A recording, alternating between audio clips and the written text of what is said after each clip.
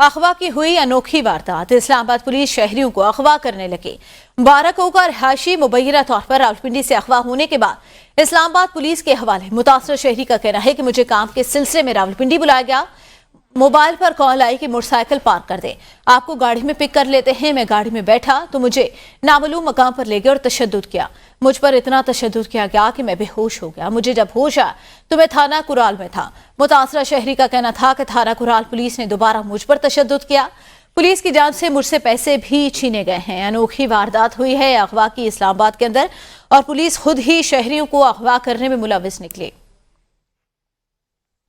इस्लामाबाद में अगवा की अनोखी वारदात, पुलिस शहरियों को अगवा करने लगी।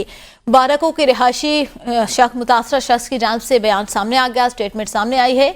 मुतासरा शहरी का कहना है कि उसको नौकरी के बहाने बुलाया गया और फिर कहा गया कि मोटरसाइकिल पार्क करो और हमारे साथ गाड़ी में बैठ जाओ। जमान मुगल हमारे साथ मौजूद हैं।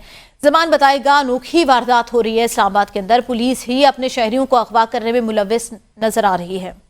जी बिल्कुल, ये इस्लामाबाद का भारकों का इलाका है, वहाँ पे ये वाक़या पेश आया है और ये शहरी को अगवा करने के हवाले से अनोखा तरीका इस्तेमाल किया गया है। शहरी को नौकरी का झांसा भी दिया गया और साथ उसको एक साइट विजिट करने का भी कहा गया और फिर साथ ही रास्ते में जाके मोटरसाइकिल सवार ने कहा कि आप यहाँ पे मोटरसाइकिल को रोकते और मेरे साथ की गाड़ी खड़ी हुई, आप उसमें बैठ जाएं।